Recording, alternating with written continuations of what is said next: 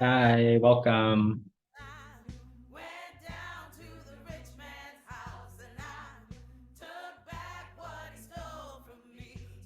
Welcome, y'all. Thanks for coming.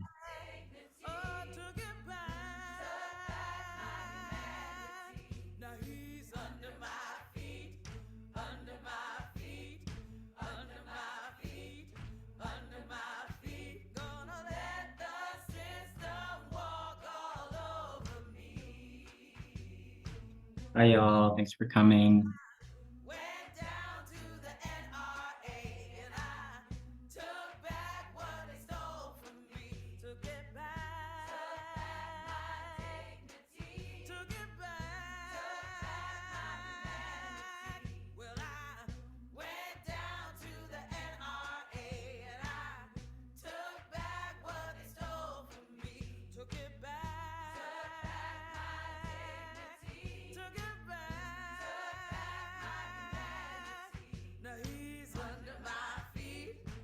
Hey, y'all. Thanks for joining tonight. Just uplifting what Bartalee's put in the chat. If possible, just rename yourselves with your name, your pronouns, any organization you want to put in your, affiliate yourself with. We'll just wait a couple minutes as people come in, and then we'll get started. Grab a drink, grab a snack.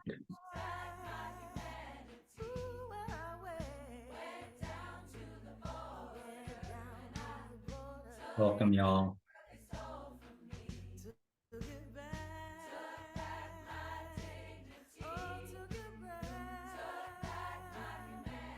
Just again, for folks coming in, if you can just rename yourself with your name, your pronouns, any organizational affiliation you want to put there. We're just going to wait a minute or so as people come in.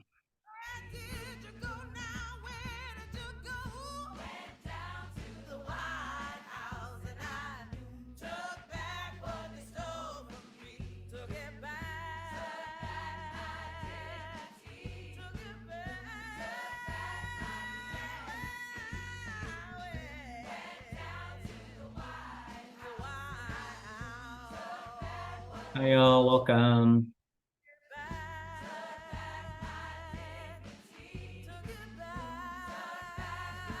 We'll give it another minute or so. If you can, just rename yourself with your name, pronouns, any organization you're a part of.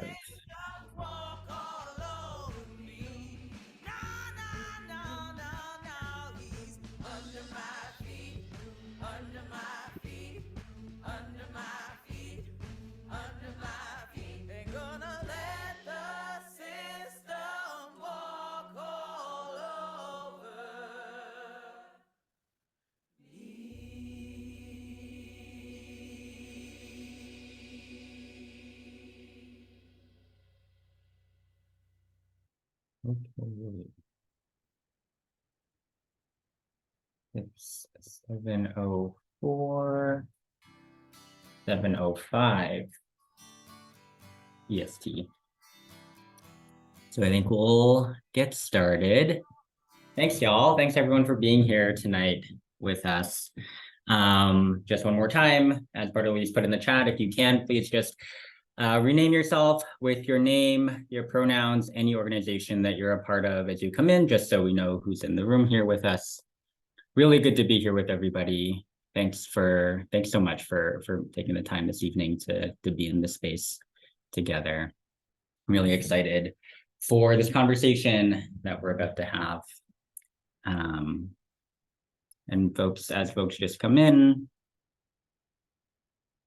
again, just the last note of rename yourself if you can, add your pronouns and any organization you want to put in your affiliation there. Cool. So again, thanks all for being here. I'm just going to kick some things off. My name is Mark. I use he, him pronouns. I'm a primary care doctor in New York. I'm a member of the New York Healthcare Workers for Palestine group. I'm also a member of the Nonviolent Medicaid Army in New York and the Poor People's Campaign, the New York State Poor People's Campaign. And I organize also with the Northwest Bronx Community and Clergy Coalition up here in the Bronx. Like I've been saying, I'm really excited to be here. I'm excited to see so many people here from all across the country here in this room tonight to have this conversation. And we're having this conversation for a couple different reasons. In the last 8 weeks or so, in this current moment of escalated violence, we've seen thousands of people worldwide mobilized into the streets against the ongoing genocide. And we've seen these truly powerful displays of resistance. And here today, at the end of the so-called temporary ceasefire and the resumption of this bombing, we also hear the need and feel the need, I think a lot of us, for discussions about sustained strategic thinking about how to build a movement that challenges the mechanisms of state power that are allowing this violence to continue. And at the same time, we're in a moment where the number of people without access to medical care in this country grows daily, and where war is waged against the poor through the stripping away of healthcare, employment, and basic needs. And so tonight in this conversation, we're hoping to bring together this growing network of healthcare workers for Palestine that we have here with us, with the National Nonviolent Medicaid Army, and to make explicit some of the links between these ongoing crises, and to think about how we together can go forward from here to focus on what it means to build a long-term winning strategy, because we can win with this strategy that can change the conditions for people both here in the US and in Palestine. We're really glad to be able to make some time for this conversation, and also just want to recognize here right at the opening that I think it can, some of the conversations that we might be having might be different than the way that we're used to framing some of this stuff, might be difficult, might be new, and that it can also be difficult to take time to pause when it feels like there's an active emergency happening, which there is. And those feelings of tension and that feeling of being sort of unsettled, or that feeling of newness, just asking folks to sit with that, to embrace that tonight over the next hour and a half that we have together. And we'll have some time at the end, a big chunk of time at the end for some questions and discussion with the audience who are here to kind of dig through some of these ideas. So as I said, we're bringing together the Nonviolent Medicaid Army and this Healthcare Workers for Palestine network. So just to introduce each of those spaces to folks who might not have heard of the other, since we have a bunch of people here in this room together with us. So the Nonviolent Medicaid Army of the Poor is a growing militant force of the poor and dispossessed, united across identities, regions, races, and issues, modeled after MLK's Nonviolent Army of the Poor from the first Poor People's Campaign in the 1960s. Active in states across the country, and we'll talk a little bit more about those states specifically later on. And thinking about ourselves not as a coalition or as a campaign, but a network of organizations, a network of committees, a network of deep, real organization that understands healthcare and healthcare organizing to be a strategic front of struggle to uniting the working class in building this movement of the poor and dispossessed. And in terms of the Healthcare Workers for Palestine network, like I said, I think there's a mix of different folks in this room, which is really exciting to see. So this is a national network of over 4,000 healthcare workers who initially came together after early October and the initial escalation of bombing in Gaza, initially via a national sign-on letter, and has since organized local groups and local chapters in cities across the country with coordinated actions at the institutional and city level and national level, and is really mobilized in the last few months to highlight the role of healthcare workers in acting and speaking out in this moment against the genocide. So to really start us off tonight, we're going to open up with some comments expanding on the context of this historical moment and how we think about the root causes and culprits of the war on Palestine and the war on the poor. And to do that, I'm going to invite in Tony Eskridge. So Tony is a political and cultural organizer born and raised in Memphis. He earned a BA in urban studies with a minor in political science at Rhodes College. And Tony's work focuses on building relationships, sharing personal narratives, and researching the true impact that interlocking injustices have in our society. He is committed to centering the poor, low wealth, and dispossessed in policy conversations and building a movement to end poverty. So I'm going to pass it to Tony. Thank you so much, Mark, and good evening to you all. I'm really grateful to be here. These are truly maddening times that we're living through, and it's really good to have community, especially through these times. And upon reflecting on, some context on where I wanted to take us tonight, I was 2 years old on 9/11, and I can only imagine the rhetoric being used right now to describe this current moment and this crisis in Gaza. Um, I can imagine some of this rhetoric is being reused, and it's really familiar to folks, especially familiar with these fights. Now, all of us, especially us growing up poor or low income, we're taught that the US is supposed to be the leader of the free world, that, the US is the promoter of peace, and things may not be perfect in this country, but we're supposed to be grateful and be thankful for what we have. And there have been times, in my own childhood that I believed that a better standard of living for myself was even asking for too much.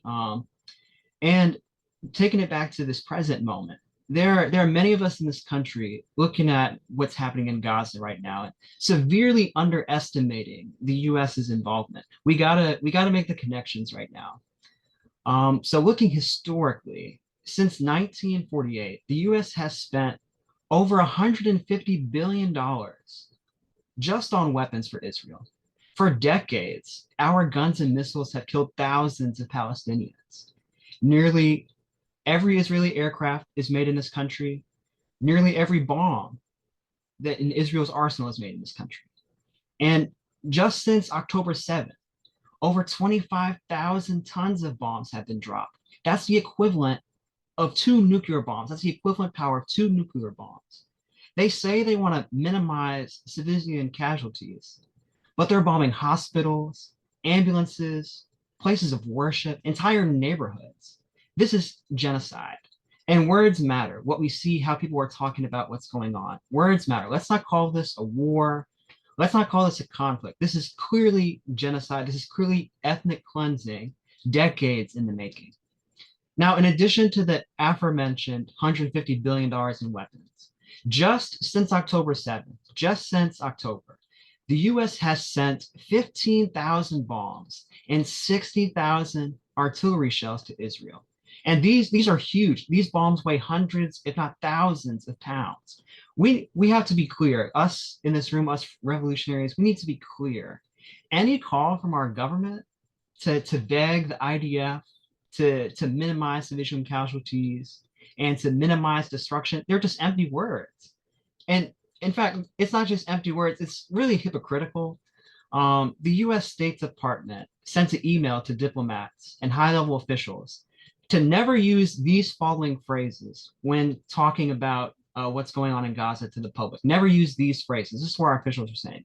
Never mention de-escalation, never mention ceasefire, end to violence, or restoring calm.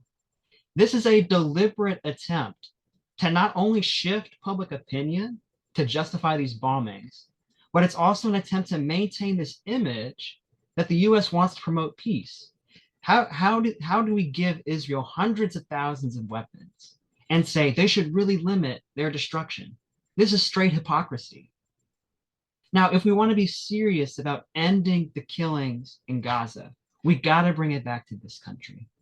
Yesterday, officials in Gaza reported that over 700 people had died in the past 24 hours. Meanwhile, in the US, over 700 people died yesterday because they were poor. Poverty is the fourth leading cause of death in the US because this country won't guarantee housing, healthcare, food, clean air and water, basic human necessities to its people.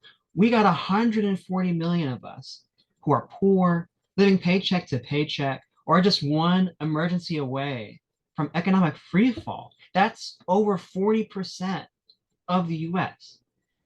Now, we have this October 7th date in our heads a lot right now. So since October 7th, in Gaza, 21,000 people have been killed. Meanwhile, in this country, since October 7th, 47,000 people have died because they were poor. This is a crisis. But where's the media attention about this? 140 million poor and low wealth in this country. And that's before the pandemic. 87 million people didn't have adequate healthcare before the pandemic. 37 million people food insecure before the pandemic. And faced with this mass death, our government gave us crumbs, just small increases to these life-saving programs that we know, like the child tax credit, things like SNAP, Medicaid, our social safety net. And despite their effectiveness, the life-saving qualities of these programs, we're already seeing them being slashed. It was 87 million without adequate healthcare. Now it's 92 million. And up to 30 million people could lose their entire access to healthcare in the near future. It was 37 million food insecure before the pandemic. Now it's over 40 million. And that same Congress that's slashing these programs because we don't have the money says that we can't cancel student debt. That same Congress got a request from Biden to scrape together $106 billion for weapons. How do we suddenly have the money for these weapons?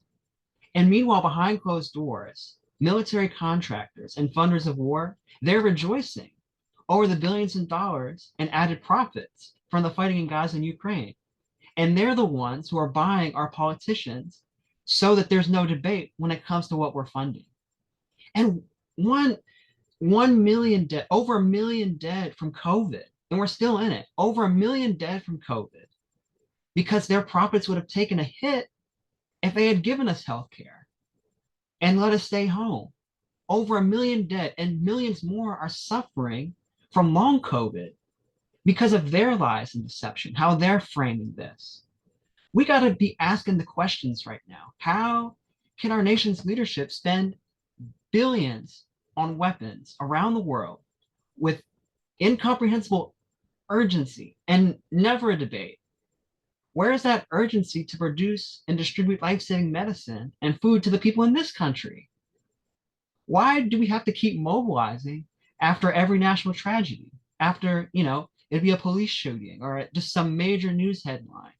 It feels like we're trapped in like a cycle sometimes, and it goes like, a news story breaks out, we take the streets, we make our signs, we go out there, then the story gets less attention, maybe there's some legal quote unquote victory or something, and then we sit down and then we wait for the next story. And maybe you also feel like we're stuck in this cycle of something happens, we hit the street and then we go back home. Now, a mentor to many of us, Willie Baptist, he says this, and it's always at the front of my mind. He says, we're not trying to win a fight, we're trying to end the fight. Let me repeat that. We're not trying to win a fight, we're trying to end the fight. Now, the ruling class has showed us what's possible because of how quickly they mobilize around war. We can end poverty and human misery today. We could cease the production of the world's weapons today. But instead, our nation's leadership chooses profit over its people, over us. This is real. They're choosing their profits over us. Like 700 die every day. And we could take different actions, but they choose not to. All of this can exist because we who believe in a different world, we who believe a different world is possible, we're disorganized. That's how this can go on. We have been intentionally fed lies that, just fill in the blank, just based on which states or wherever we're from, but it could be immigrants are taking our jobs. The poor are lazy, young people don't want to work anymore. Just fill in the blank. We've all heard the narratives. And it doesn't matter how many Black, brown, or queer folk are in office if the system that allows over 700 of us to die every day from the denial of healthcare, housing, food, basic human needs goes unchecked. It doesn't matter. Now, if we want to be serious about ending the killing in Gaza, we got to be serious about confronting the enemy, which is the US empire and the war economy. We're protesting in the streets. I'm thinking about Memphis and what I've been seeing. We're protesting in the streets for a ceasefire and an end to occupation, and we're marching next to unhoused neighbors sleeping on the street. There's a crisis going on in this country right now. And the US economy is creating the conditions for these global crises that we keep reacting to. We're not funding healthcare, we're funding warfare. We're not funding public housing, we're funding prison housing. The task at hand is not easy, but we got to cross historic lines of division and connect with people we've been taught we're responsible for our problems. This is some deep mental terrain work that we got to deal with. But we got to get over that. We got to organize and we got to build a movement to save ourselves in this country, to end the war economy in this country. And that's how we can end the fight. That's how we can truly change the world. And I'm excited for everyone else that we have speaking tonight to talk more about that strategy. And again, I'm really grateful to be here. Thank you all for being here. I'm gonna kick it back to Mark for more of what we got. Yeah, thanks so much, Tony. That was great. That was really, really powerful. And just pointing to Cordelia's dropped some of the sources for some of the statistics that Tony is citing there in the chat, so folks can take a look there if they want to read more as well. So next, I wanted to bring in Nijmie, who'll be building on some of these ideas. Nijmie Zakkiyyah Dzurinko is a co-founder and co-coordinator of Put People First Pennsylvania and the Nonviolent Medicaid Army. They are a Black and Indigenous organizer with Levantine roots, whose decades of work organizing with the poor and dispossessed in the United States is informed by her experience with International Women's Peace Service during the Second Intifada. Just welcome, Nijmie. Thanks so much, Mark, and thanks, Tony. That was really a fantastic way to kick us off. And I also just want to say thank you to everybody for being here, and thank you for everything that you do. I know there are so many unsung saints and unsung heroes in the Zoom with us right now. And so I just want to personally take the opportunity to tell all of you, thank you so much for everything that you do. And thank you so much for being here. So we're here tonight in the midst of this horrific situation that is really a worldwide phenomenon, right? Palestine is a very acute manifestation of a larger phenomenon that Tony's speaking of. And we're trying to really get to the roots. And we want to acknowledge as well, right, that it is hard to step back and try to think in a strategic way when we are seeing every day children and babies dying and crushed inside of rubble, knowing that our tax dollars, our collective wealth is funding this. But I think that it should steel our resolve to mount a kind of response, a kind of force, a kind of resistance that is really capable of ending these conditions for Palestine, ending these conditions under which 800 people are dying every day in the United States from poverty, and seeing the connection between those two things, that they're not separate. They're not separate issues, actually. They're connected and they're rooted in a system that needs to be challenged, but we need to understand really what we're up against. And so that's part of the reason that we're here tonight, is to really think about that. I came into this through life experience. I grew up asking why a lot. And over time, one of the experiences I had, as Mark said, was responding to a call out to start an organization in the West Bank in the Second Intifada.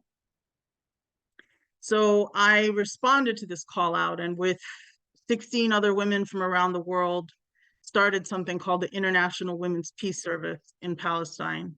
We were invited by folks from a village in the northern West Bank to start a center in their village to support the resistance in the Second Intifada.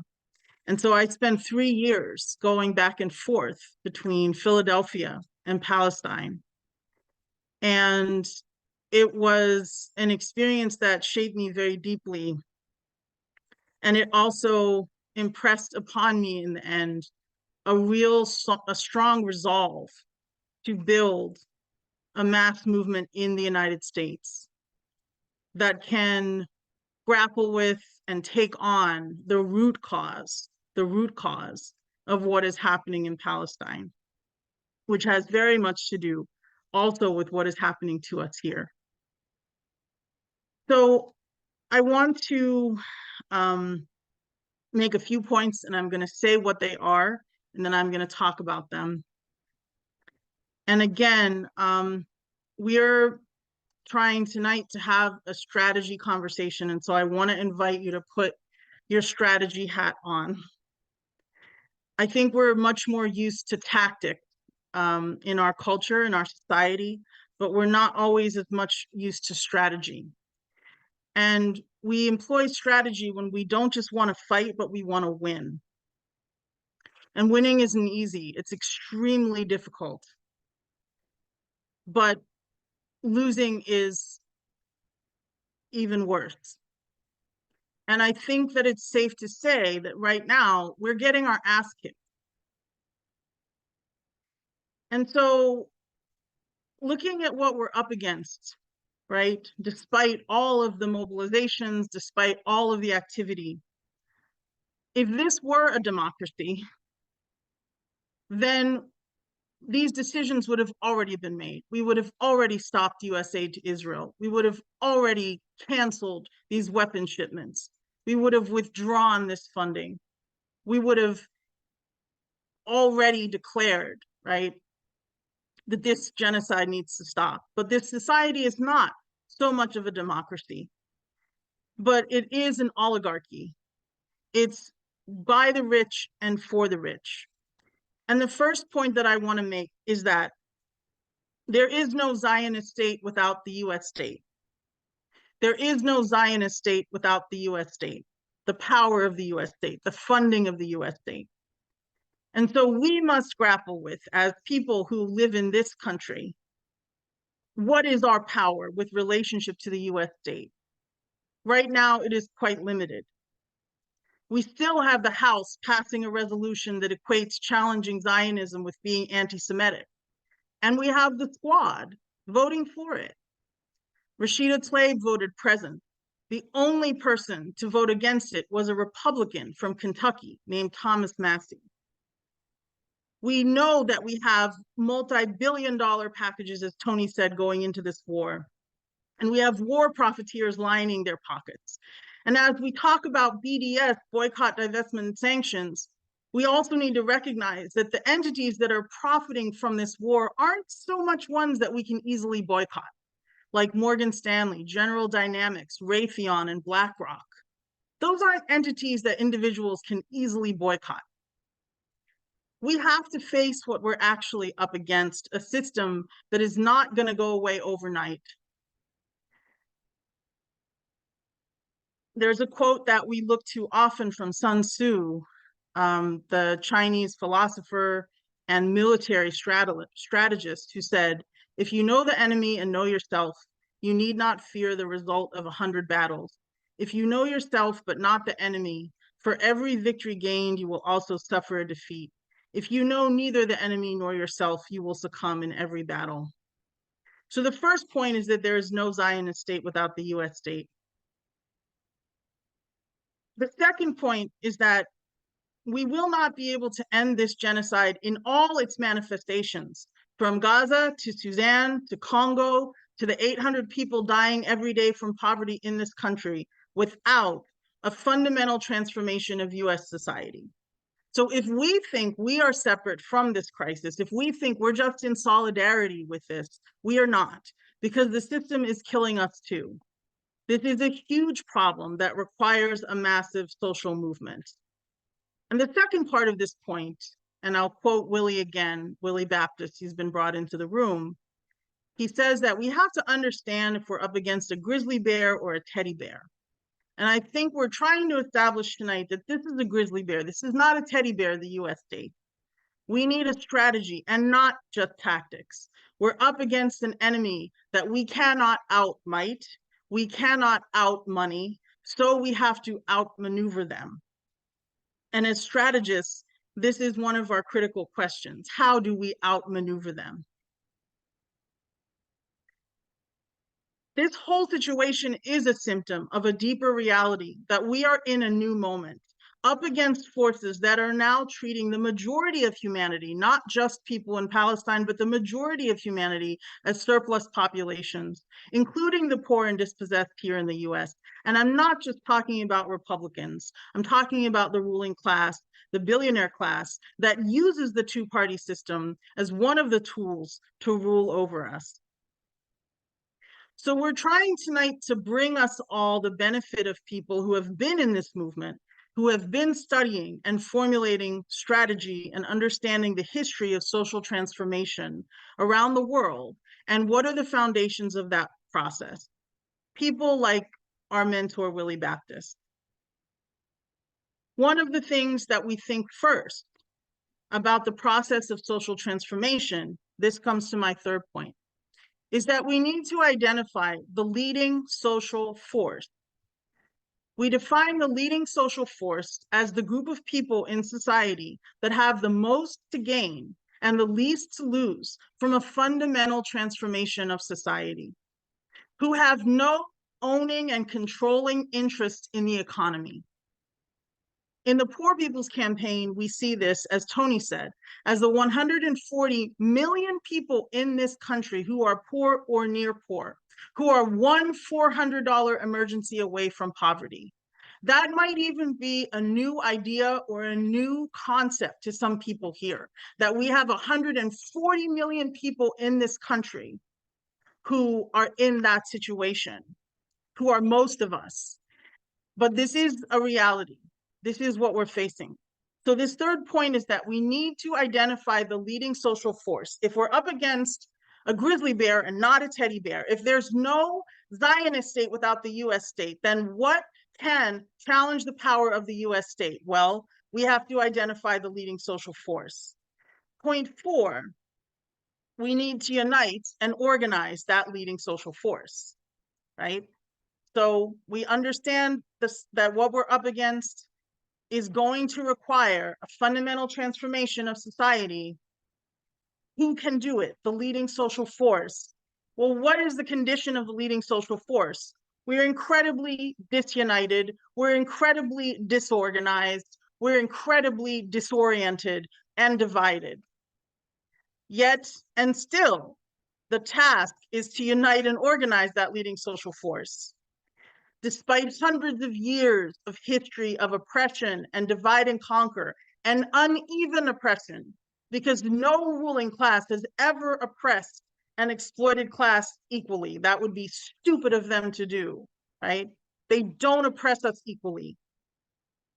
So we need a way of organizing people and developing leaders. We need a way of uniting this leading social force. And strategic fronts of struggle that are objectively uniting our class. And this is where healthcare comes in for the Nonviolent Medicaid Army. We need to organize this country on a massive scale.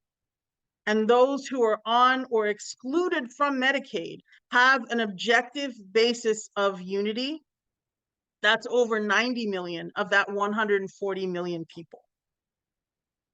And this is where we come up with this concept of the Nonviolent Medicaid Army as the leading social force.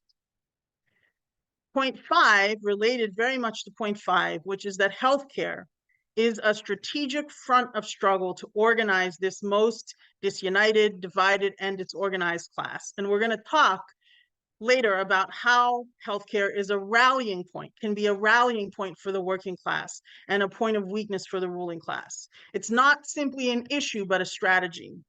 And specifically organizing people who are on or excluded from Medicaid. I'm not talking about Medicare for all organizing whatsoever.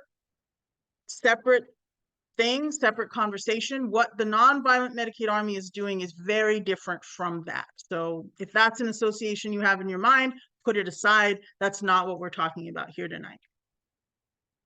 So those are the 5 points that I wanted to make. Thank you so much, Jacob, for putting them in the chat. And now we're going to take a break from listening to me talk, and we're going to watch a clip from a video.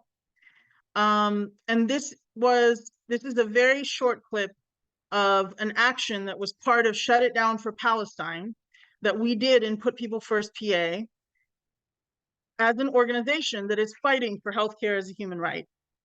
And this action took place in Johnstown, Pennsylvania, a town in the middle of the state that you will probably see in the New York Times or the Washington Post during the upcoming election cycle, when everyone's trying to write off most of our state and claim that our people are stupid and backwards and deplorables and worthless.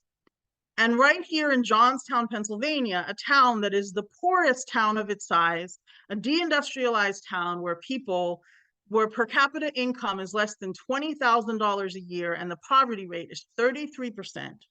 We held an action really connecting the dots between the suffering and oppression that people are experiencing in Johnstown and the decisions that our so-called leaders and really our system is making about our collective resources as our hospitals close and hospitals in Gaza are bombed. As 30 million people in the US lose healthcare, 2 million children have already lost their healthcare, and thousands of children are murdered in Gaza. So we're going to see Kiki, a leader in Put People First PA, talking about leadership across difference and how the fundamental basis for organizing this country is outmaneuvering the politics of divide and conquer.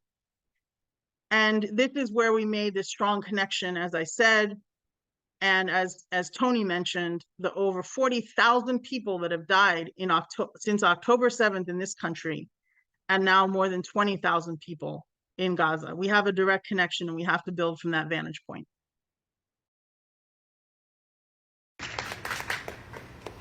Hello, everyone.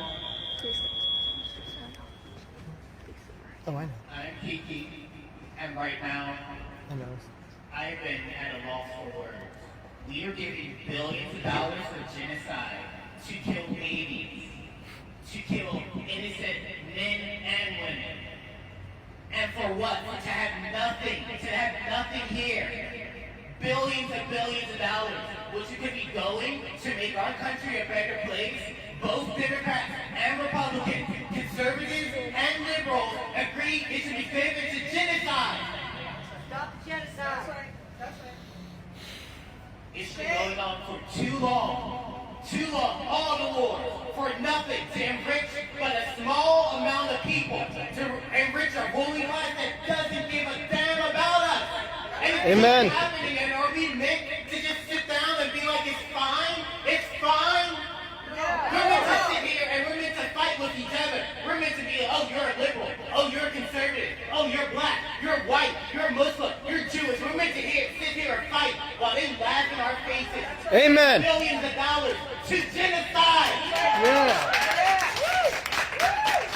It has to end. It has to end. We need to come together.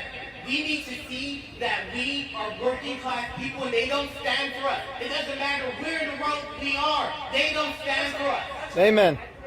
If you think that you're better than a person in Gaza, you are. They think of us all the same. And we need to stand together. We need to stand against apartheid. We need to stand against genocide, because that's the only way we as Americans, as working class Americans, are going to get what we need here. Only way we're going to get the healthcare infrastructure we need. So much we need. Education. We need to rebuild this entire country. And these people, doesn't matter who they are, doesn't matter if they're from here, if they're John Fetterman, who will laugh in the face of his constituents. Amen. Actually, they're calling against genocide, saying, hey, Fetterman, why don't you come here and help out people in Pennsylvania? Woo! But he only cares about what's happening in Congress. He only cares about his donors. And it doesn't matter if his donors are Republicans. It doesn't matter if they support Democrats. He is against us, and he supports genocide. And we need to stand against Yeah. it. Woo!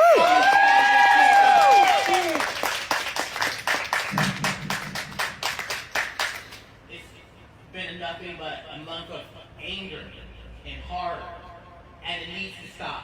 We need a ceasefire now. We need a ceasefire right now. Ceasefire now! Ceasefire now! Ceasefire now! Ceasefire now! Ceasefire now! Ceasefire now! Ceasefire now! But they're afraid to do it because they're afraid of peace. They're afraid of unity. They want this war to go on for as long as possible, and it doesn't matter how much money or resources they waste. That's right. When it comes to, like, if we just need simple health care, doesn't matter. They can find the money for infinite war at any time. That's right. And I keep repeating this, but it needs to end.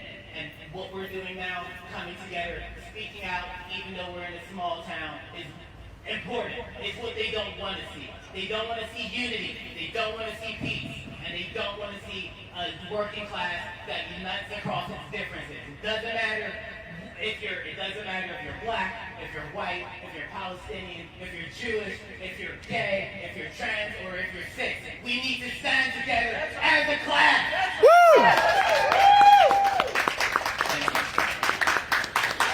All right.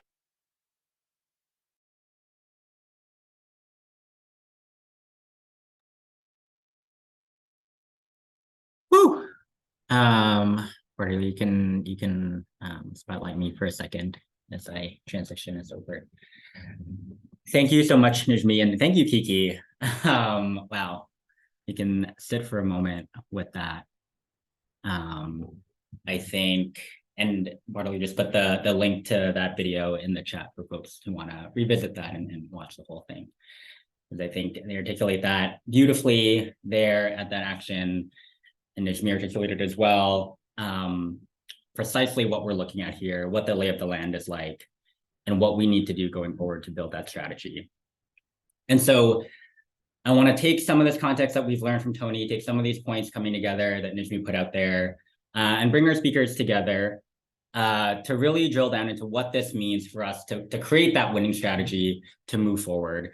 And in the context of the work that healthcare worker folks are doing here in this room, that NVMA folks here and PPC folks are doing here in this room, and what does that look like? And so to do that, I want to bring in our last speaker, who I haven't introduced yet. Karim Sari-Ahmed is a physician, a coordinator of the Nonviolent Medicaid Army in Massachusetts, and a co-founder and co-coordinator of the Healthcare Workers for Palestine. And we're just going to have a conversation amongst the speakers here for a bit to really drill down into some of these ideas that we've laid out so far. And so the first question there that I want to kick us off with is thinking about healthcare. We have healthcare workers here in the room. We talked about healthcare as this front of struggle. So digging into that a little bit further, why is healthcare a point of strength for the working class and a point of weakness for the ruling class? What does that mean when we say that? Yeah, thanks, Mark. Thanks so much. Yeah, I think this is a formulation that we use a lot in the Nonviolent Medicaid Army. I'll just say it again, right? That healthcare is a rallying point, can be a rallying point or a point of strength for the working class. And it's a real weakness or Achilles heel of the ruling class. And I'll say in brief, and then I'll hand it over to Karim and Tony. Why we say this is because, and I think as healthcare workers on this call will know, you all are on the front lines actually of seeing what's going on in this society. Everyone in this country has an experience with healthcare, with the healthcare system. We all have a body, we all need care. And even though our experiences are different, it's something that can bring people together across lines of division. And we know that our states across this country are heavily divided. They're divided by geography, they're divided by race, by culture, and many other things. And our differences make us strong. But divisions that are imposed upon us by the powers that be, that do not want us to unite, make us weak. And so we want to bring our differences together, but also recognize what it is that we have in common. And I think we've seen in Pennsylvania and many other states in the Nonviolent Medicaid Army that health and healthcare is one such thing that can unite people who may think that they don't have much in common, who may think that they are nothing alike, when in reality we know that's not true. But it is our task to figure out how to outmaneuver our enemy. And so healthcare is an issue that can help us to do that. And then on the other hand, you see that increasingly politicians of all stripes make promises about healthcare and the things that they're going to do and how they're going to make it better. But they're doing that to gain short-term victory and win elections when we know that our healthcare system is run by Wall Street. And they are not going to make real concessions to make things better for us. And so they're out of answers, actually. They're out of answers to throw our way. And healthcare for them is a recession-proof investment. It is a place to park their excess capital where they can continue to make returns. And so it's a place where it's so very clear once we start to really understand it and build up our leadership to recognize that we have a fundamentally different interest than the ruling class in healthcare and in everything else. But healthcare is one of the quickest ways to help us to recognize that and to really understand what is at the heart of this system. And so that is one of the reasons why we say that it's a strength for our class and a real potential weakness for the ruling class. Yeah, thank you, Nijmie, and thank you, Mark and Tony and Jacob. What I kind of just want to echo from what Nijmie just said and really underscore is that healthcare is an issue for which the ruling class has no solution. And that's why it's a weakness for them. And it's a point of unity and a point of strength for us as the working class. And this is particularly an important thing for health workers to grapple with because we see it in our material experience, like in some of the actions that many of you, I'm sure, have taken part in before this wave of activity, like activism around hospital closures. You can really see in those movements, which the Nonviolent Medicaid Army has made very central early on when it was founded around 2018, you can see that sort of cross-section of the working class showing up and healthcare workers being very, very central to that effort. And I think the other point that's important for healthcare workers to understand about this point of, healthcare being something that a problem for which the ruling class has no answers is because it's another opportunity to understand how we are part of the working class. And I think that's just something we really need to sit with when we're thinking of these strategies and thinking of these actions and targets, is how do we become a part of that and understand that we're not just sort of like, we're not like just giving care and solidarity. We're not sort of like allies to people who give care. We are part of a society. We all give and receive care. We all need public institutions that work. And so we can unite around the defense of those things that all of us need.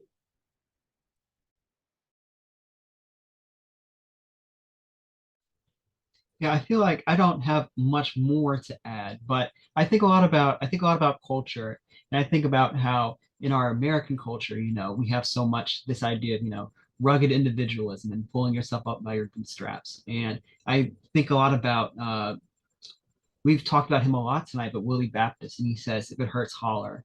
And despite, whatever affinities you're a part of, despite identities, despite political parties, like healthcare, like this is like a fundamental right that we all should have. And despite how these parties try to put us into particular groups and say one party is in support of particular policies, X, Y, and Z, all of them are behind this war economy. When we think about Biden calling for $106 billion, that's just for this year alone. And when we think about, war spending, we're inching towards $1 trillion a year spending on war. And this $106 billion, just that alone could provide, over 5 million folks healthcare. If we frame conversations around how about instead of funding death, what if we fund life? That cuts across party lines. I feel like if we get into that cultural element, this is some serious potential for our class to organize.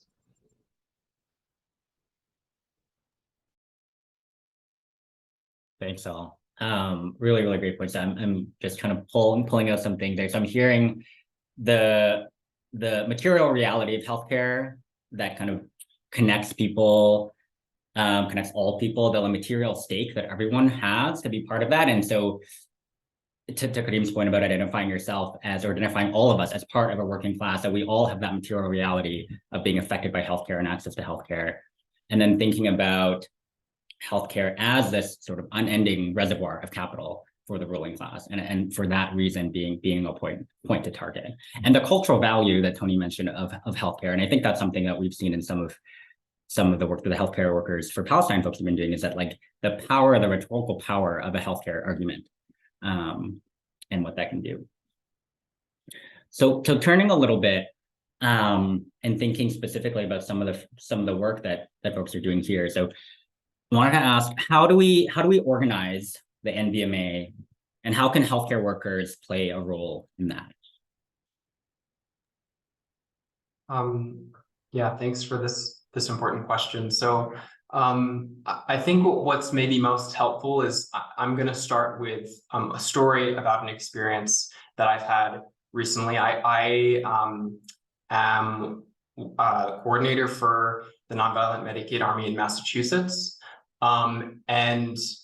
Nijmie has been my organizing mentor for 8 years, and I still feel very new to this way of thinking, and this way of appreciating strategy, and this way of engaging people, and the balance of trying to be in multiple spaces as a healthcare worker, as a working class person, as an Arab, as a Muslim, and to sort of show up as a leader in any one of those spaces, because that's what we need to develop the capacity for that. So there's just, and I think this story also will kind of illustrate something that is maybe sort of a departure from, I think, what a lot of what feels familiar in many of the healthcare worker organizing spaces I've been in, and I've been in many of them. So Gia, who's here, was flyering with me for the Nonviolent Medicaid Army this past summer, because firstly, the Nonviolent Medicaid Army is a base building organization, right? Like we're a membership organization. We want to bring people towards us. We want to identify, develop, and unite leaders from this leading social force, right? That's what we're doing. And where do we do that? We do that where those people are, outside the grocery store and at the welfare office, and wherever those people need to be to get their needs met. These are all the places that we find our base, our people. And so this one wonderful person that we met, we were agitating folks outside the grocery store about the Medicaid cutoffs, right? Which I don't know if it's been said on this call already, right? But 18 to 24 million people losing their insurance this year, right? The biggest sea change in our healthcare system since the ACA, and healthcare workers, we know how much liberals love to talk about the ACA, and it's just the unwinding, right? There's a reason that no one talks about it. And so we're outside, we're agitating, and we met someone who's like, yeah, I have Mass Health. That's what they call Medicaid in Massachusetts. I had a great experience. I stayed in touch with him, and with support from many people, because again, I'm sort of like still like developing this skill, despite the many healthcare worker organizing experiences I've had. It's still like a practice to get into, to sort of orient towards the leading social force in this way. I stayed in touch, maintained a relationship, then and have continued to sort of talk about the NVMA and what we do, and get him involved. And Nijmie can speak more after the story to sort of the people's clinics and sort of these broader efforts that are in more developed states, what the NVMA is doing. And so he got in touch with me, and he was like, oh, I'm in the emergency room. And this was like 3 or 4 weeks ago. So in the middle of the genocide, right? I'm getting this outreach from someone that I built a relationship with, a relationship that is very precious to me. And it's at the hospital where I work that he's admitted. So I'm like, oh, I'm sort of doing work anyway. I'm gonna come visit you. And so he told me, he was homeless. That's the first thing he told me. He's like, oh, I'm sorry, I wasn't answering your messages. I said this and that, but really it was like I was kind of dealing with a lot when I first met you, and I didn't want to share that with you. And so, one, I just want to honor him, and it means a lot to me that he shared that with me. And then we turned to the topic at hand, right? We talked about Gaza because that's all I'm thinking about for a variety of reasons. And it just wasn't hard for him. It was not hard for him. And I just want to really underline that, right? He's like, oh yeah, I went to a march. They're killing kids. It's horrible. I didn't need like a strategy. I didn't need to sort of like, you know, undo all of this sort of like wild propagandistic like conditioning that he received about Gaza. He just like could see the situation very clearly, right? And I think in a lot of the healthcare worker organizing spaces that I've been in over the past 8 years, there is a lot of hemming and hawing about things which the leading social force actually like sometimes has a lot of clarity about. We also have a lot of disorganization. We also have a lot of unclarity, and we need to work through that and unite across that. But there's also, you know, something that another member of the NVMA said to me recently is like, in the time that you spend trying to convince one person,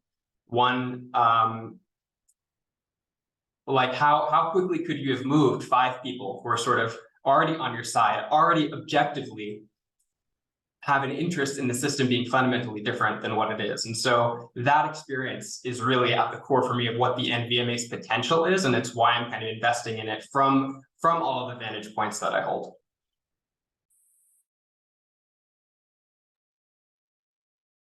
Kareem, that's such a great example. And in terms of thinking about, you know, the concrete organization of the Nonviolent Medicaid Army, which, as we said, I think earlier, is a network. It is a staff-free formation. It is not, you know, a big funded coalition or anything. It is something that was launched in 2020 in the pandemic. And folks came our way to think about this question of organizing those who are on or excluded from Medicaid when it was so profoundly clear how health and healthcare is a cornerstone of our society. And this Medicaid cutoff travesty that has been taking place since April 1st of this year, when both parties in Congress in December of 2022 shook hands and said, you know what, let's start cutting people from Medicaid even before the ending of the public health emergency. It was included in the omnibus spending bill that was signed by President Biden in December of 2022. And on April 1st, in states around the country, people began to lose their health care. They were cut from Medicaid in record numbers. As Kareem said, the largest change in the healthcare landscape in this country since the passage of the ACA. And, you know, hundreds of thousands of people lost their healthcare under President Reagan. About 2 million people lost their healthcare pre-COVID under President Trump. And now up to 30 million people are losing their healthcare under President Biden. So we can see this bipartisan abandonment of the working class.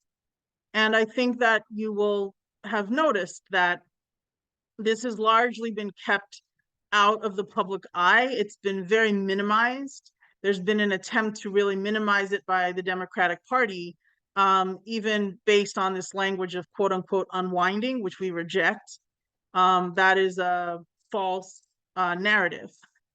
And actually, we know people in our membership, and I'm sure you do too, who have died after they lost their Medicaid.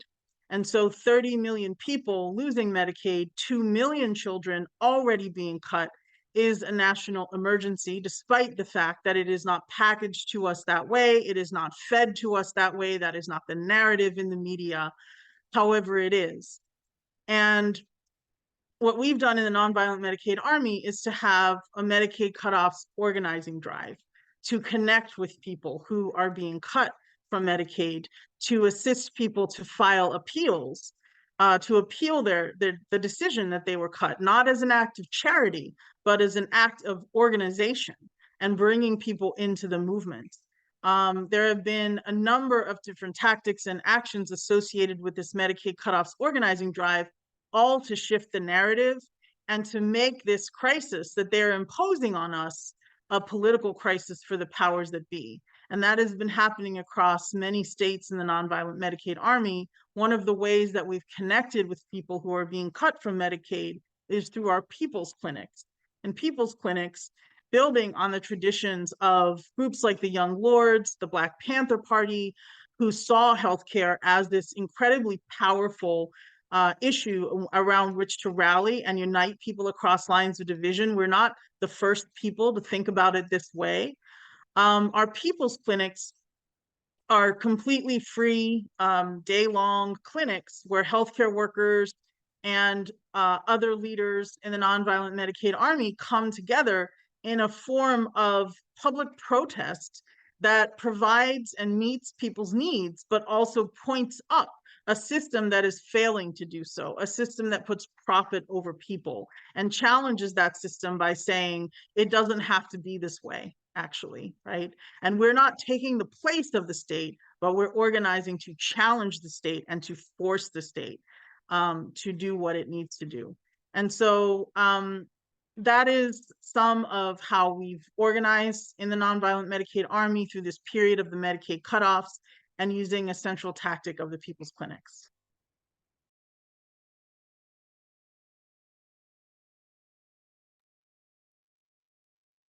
Cool. Thanks, y'all.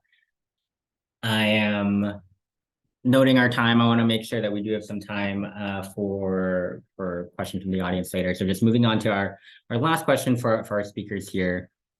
How can healthcare workers who have been newly activated by the current crisis and new networks and organizations that have emerged by the current crisis sustain their efforts and develop a meaningful strategy? And I think this is a question that I think a lot of folks here in this room right now are thinking and asking themselves about, you know, folks who are newly entering into this moment, newly politicized.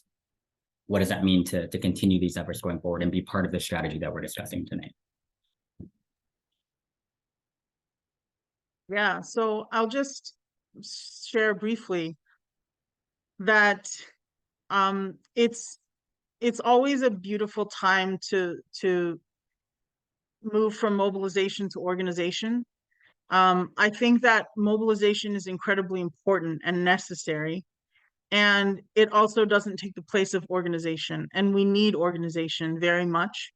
We need permanently organized communities. And that is what the Nonviolent Medicaid Army is dedicated to building across this country in every state, working alongside and with formations like the Poor People's Campaign, like the National Union of the Homeless, and other formations as well. And we need permanent organization, not simply coming together for a moment and going away, not simply mobilizing for an emergency and then demobilizing, which is something that we see repeatedly. And we know that we're keeping the pressure on in this case. We're continuing to mobilize, and we need permanent and ongoing organization. And so I just want to emphasize that they're not the same. They're both critical, and permanent organization is a necessity. It is a prerequisite for taking on the real grizzly bear that we are actually up against. And so I think that we want to stay in collaboration and in connection with healthcare workers for Palestine as the Nonviolent Medicaid Army, and think about ways that we can link up in our states in a more ongoing way to be part of things like the Medicaid Cutoffs Organizing Drive, the People's Clinics, and to continue to mobilize and fight this genocide in Palestine from the vantage point of the poor and dispossessed in the United States that have no objective interest in what is taking place, and can and must be organized to make these connections and to fight, as we will fight very hard to end this situation and to end the root causes that are causing it as well. And so we have to be thinking in that kind of way in order to build the long-term strategy that we need. And so I think that there's a lot of opportunities to continue to relate and to be in community and collectivity with each other as we move forward. And I really want to appreciate Kareem so much for his leadership in all of this. Thanks, Nijmie. The only thing I think I wanted to add to maybe be to speak specifically to like just something I'm experiencing and like healthcare workers for Palestine now before we just move to questions is like there is, like as Mark said, like folks are increasingly asking this question of like, okay, how do we sustain this, or what is our strategy, or what do we do next, while also taking in the devastation and despair that comes from just like turning on the news, like the fact that the ceasefire was like a total fucking ruse. And the devastation has gotten even worse. What do we do with that? What do we do with that? What do we make of that? And you know, specifically, I think, you know, while this particular strategy of the NVMA is something that I'm, you know, still a student of and growing in, many of the skills that I've gotten from kind of from Nijmie and from Willie and from kind of this network over the past years is just like sort of, you know, go slow to go fast, doing things with a collective mindset, with a mindset for collectivity. There is so much happening and it's breathtaking and impressive. I'm inspired by people who are, I know people who are planning in action like literally every single week. Every single week they're like, okay, what's next? And they plan a new action, and it's absolutely breathtaking. And something that you know, that we're talking about in sort of our collective in Boston is like, okay, how do we bring in these elements and sort of develop our collective leadership and like do things in a way that is collective to build towards organization, so that it moves towards that gesture of permanently organized communities. And I hope NBMA can be a part of helping us to make those connections that we're trying to make.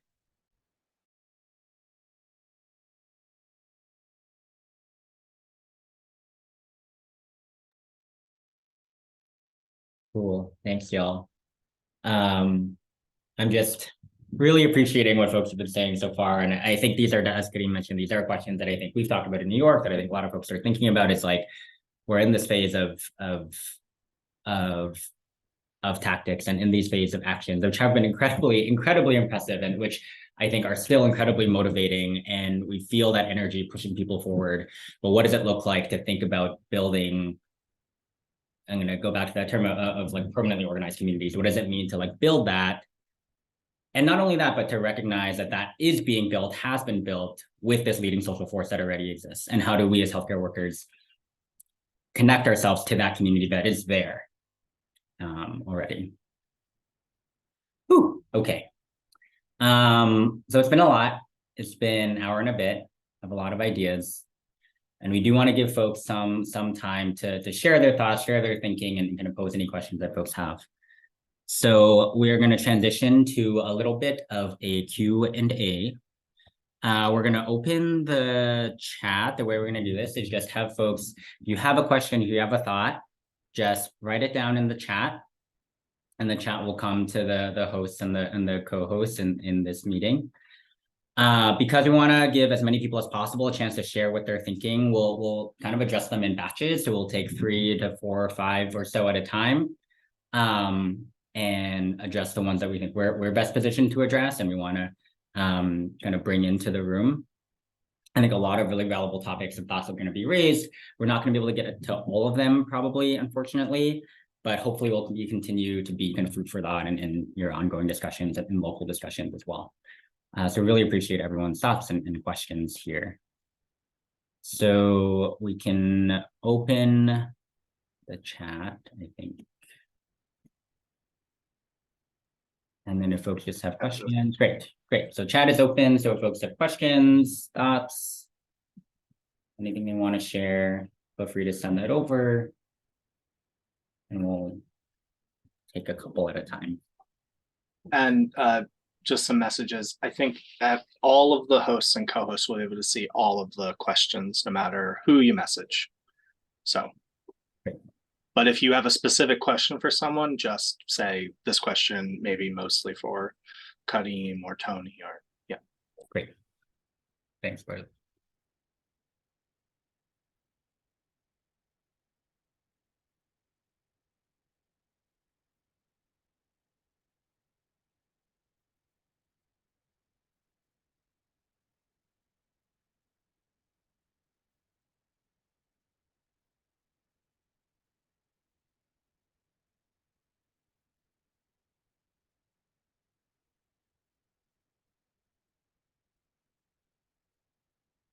Any thoughts or questions? Don't have to be fully formed necessarily.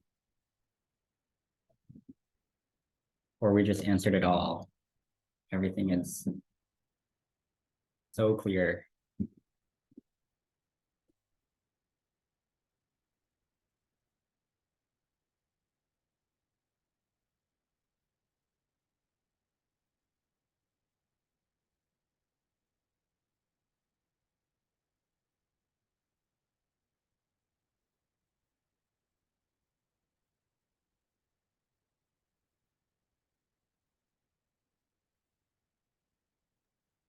I love these questions we're getting. Maybe just like wait for one or two more, because they're also they're related to each other.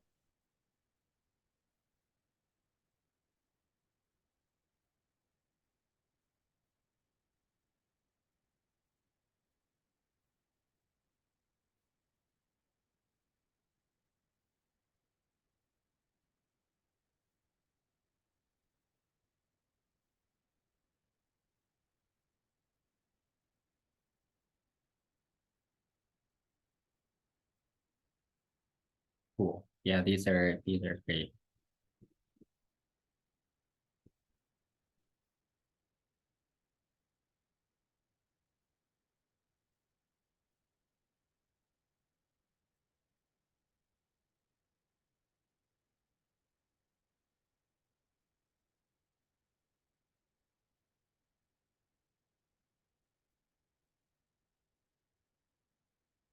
Okay.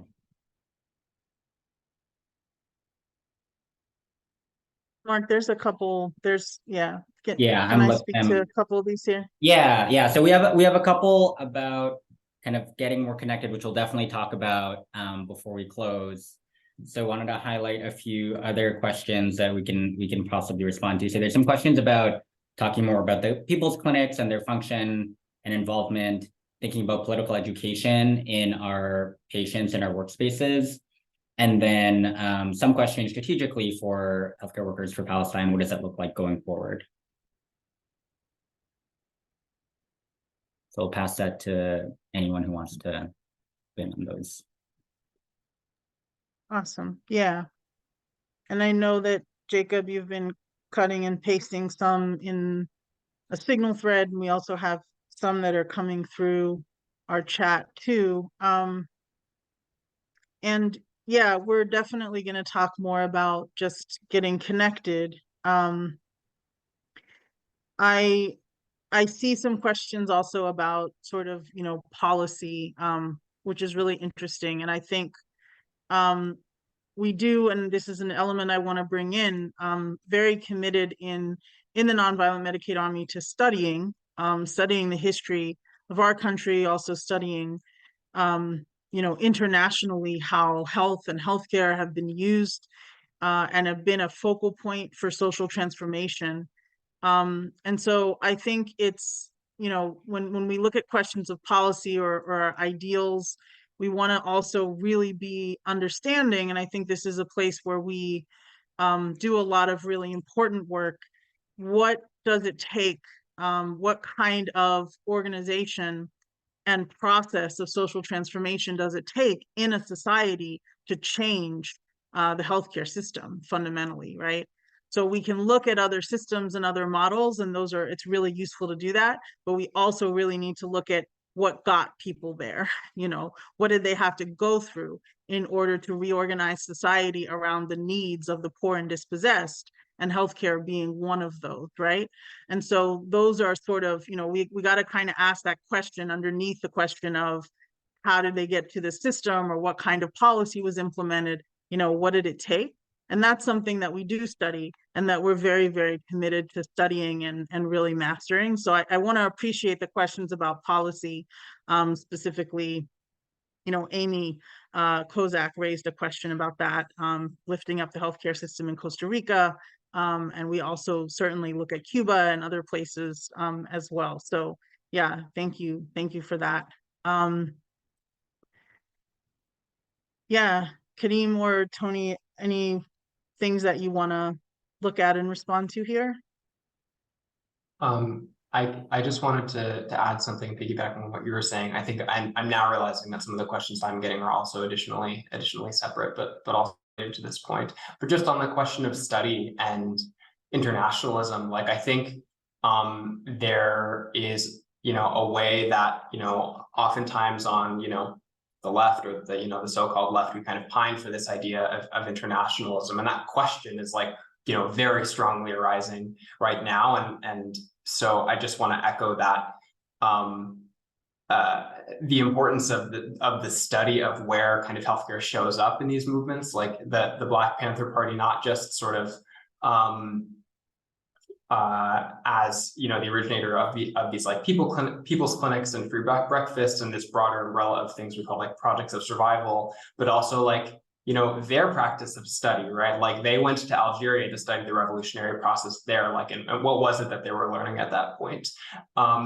Cuba, like the sort of, you know, most profoundly like besmirched nation globally, yet their healthcare system with an active blockade, they have like an infant mortality rate like equal to ours in the US. They also sent people to Algeria. They sent doctors to Algeria to help, and they also sent and they also, there was also international solidarity there. So there's this legacy of kind of working class internationalism, which also kind of lives in the practices that we employ. And so we hope that in our work, like our lifting up of the Palestinian struggle and spotlighting the genocide and healthcare as a point of connection for that, we sort of imagine that as in that tradition of study.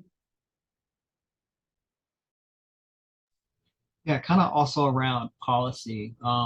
We think about how much control the ruling class has on, you know, the dominant narrative, like when they control like our politicians and our media, just like perceptions about what's possible and what kind of system we can have.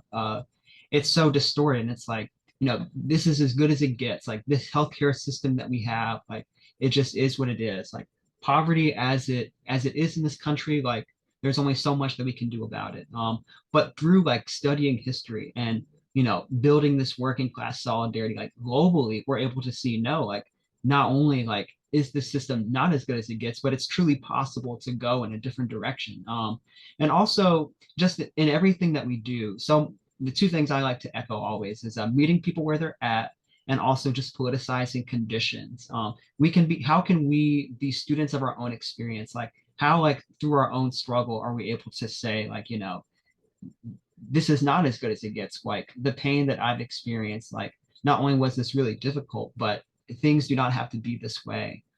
So how is like shifting the narrative part of like this policy change?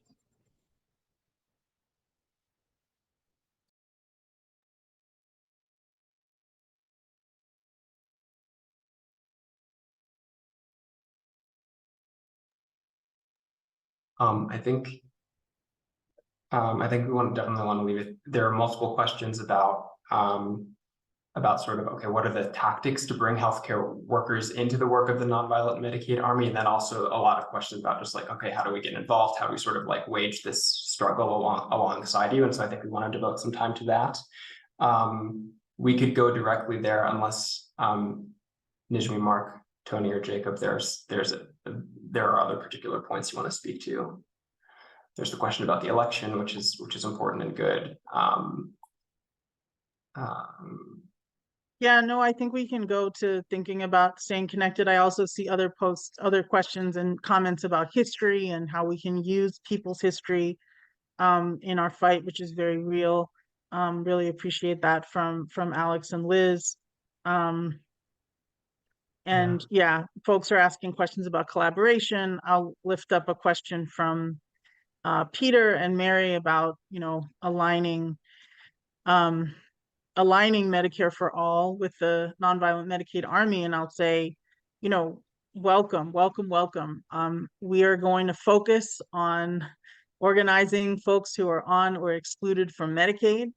You know, we're not going to focus on changing a politician's, you know, vote on a specific policy and kind of being on that hamster wheel. We're going to really focus on organizing our base, on meeting people where they are, and building permanently organized communities and fighting on the Medicaid front of struggle, where there's a lot to fight for with Medicaid.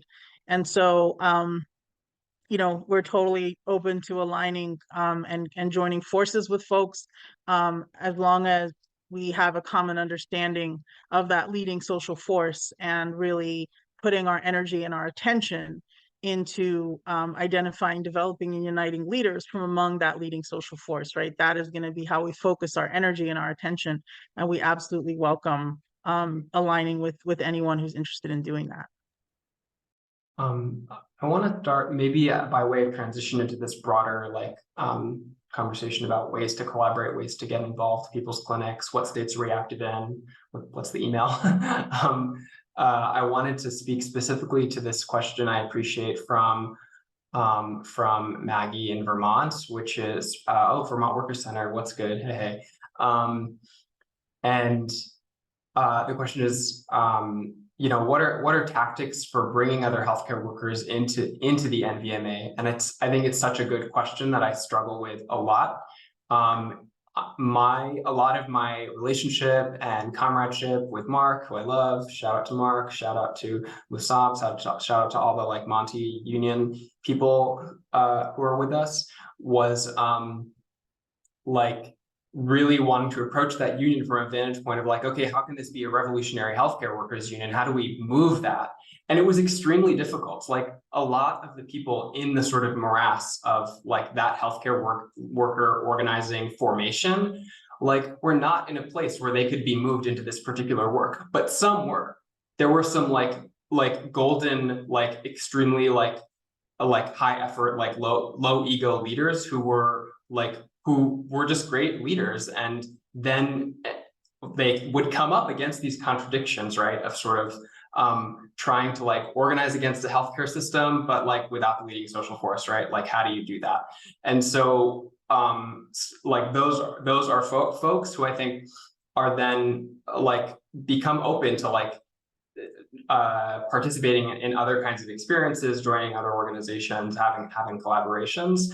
And I think the way you bring folks in is with kindness and accompaniment, right? Help people exercise their leadership in a new place, participate in a new thing, because it is a different theory of change. It's a different practice than certainly I've seen in a lot of the spaces that I've been in, and people need support and friendship to move between them.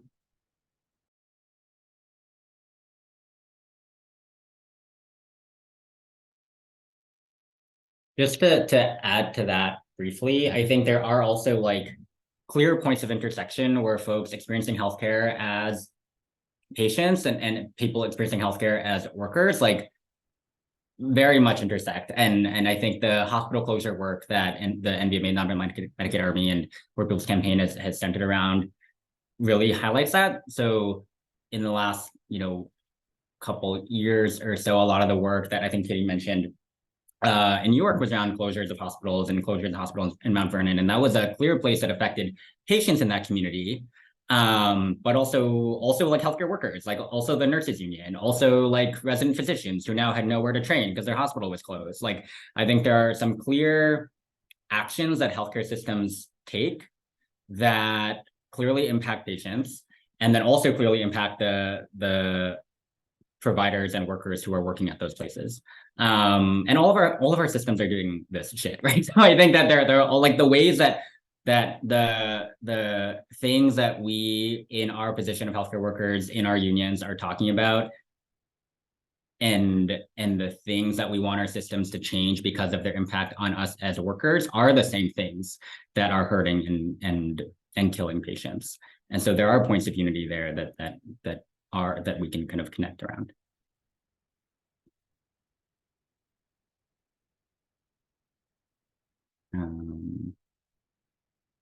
I think we can shift to maybe Kadeem, if you wanted to talk a little bit about this broader kind of tactics question. And then specifically, we've really been kind of teasing this, but there will be ways to actually get connected to a person in local to you, and get involved in some of this work. So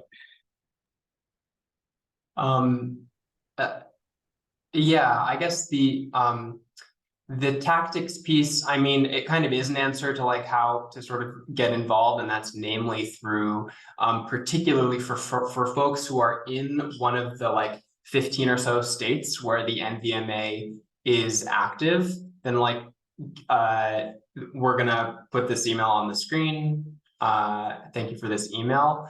Send a message with where you are and share a little bit about yourself, and we can put you in touch with folks who are having like people's clinics or doing other kinds of projects of survival to kind of reach our base and spotlight these issues. And there are also other kinds of collaborations that that can be done.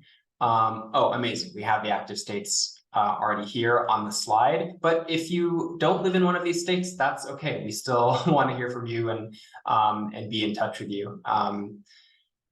Because yeah, we also have connections all over the country, not necessarily in these states. I think that's all I want to say really specifically about tactics. Were there other invitations or things that folks wanted to name?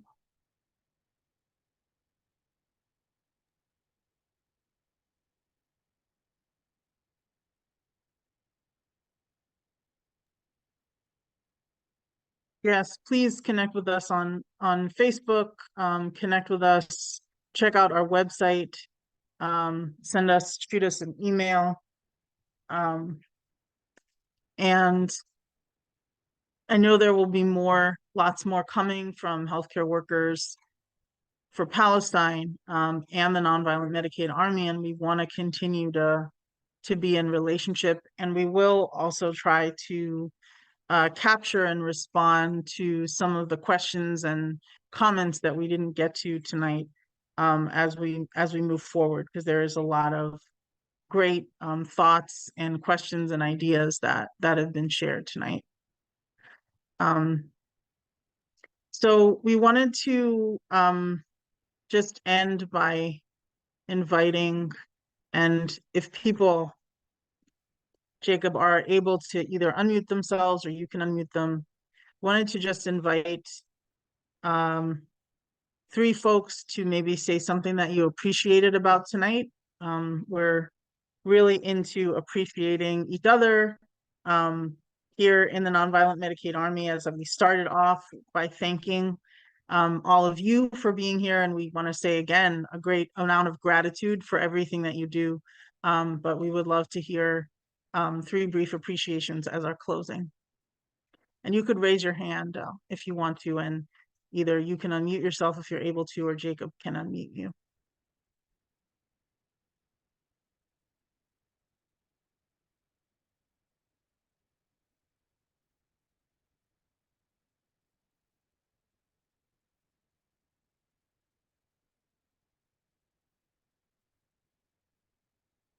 Great. Peter and Mary. I just wanted to say thank you so much for the clarity of thought and strategy that your collective is bringing to this discussion. The 5 points were just so clear, and I just think it's so wonderful that there are people who are devoting so much of their time and energy to not only thinking about these things, but figuring out how to share them with so many of us. Thank you very much. And thank you, Peter and Mary. If folks don't know, these are lifelong movement leaders and documentarians who have been documenting our struggles, and so in such a beautiful, powerful way. And we just appreciate and love you so much.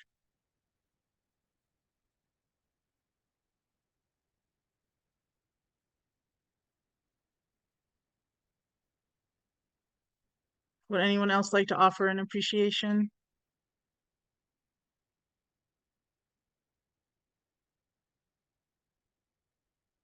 Well, I'll see. Oops. Yeah, go for it, Rita. Yeah, I really appreciate this. I think serious discussion of strategy is not just in terms of discussion, but in terms of, the necessity for organization at this point and the strategic position that healthcare plays in that. I think that's right on the mark. I'm very excited about the things that you're saying.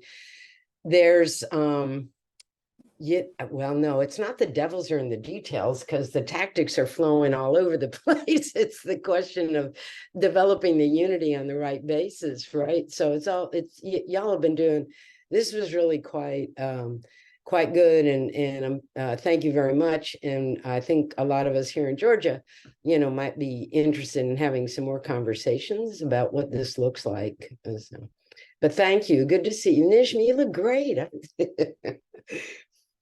Thank you, Rita. Thank you so much. And I'm going to get you connected with folks in the Georgia Nonviolent Medicaid Army who have been here tonight. And I know they would really love to meet you. And thank you for all of your amazing organizing work for so long. So thank you so much.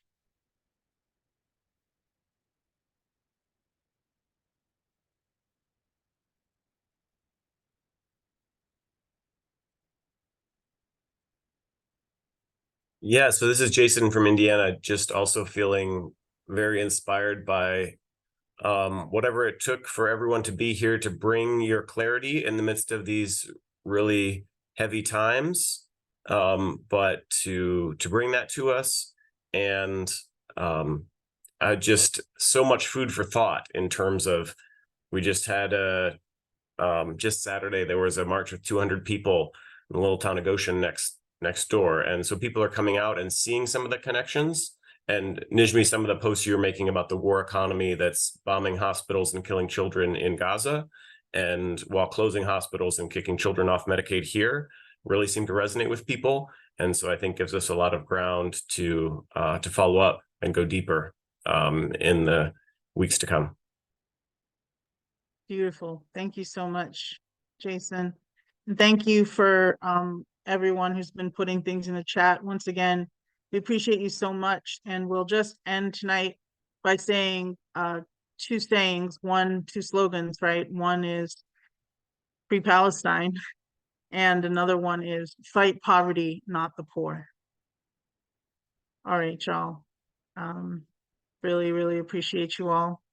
Thank you all for being here. Thank you all. Have a good night.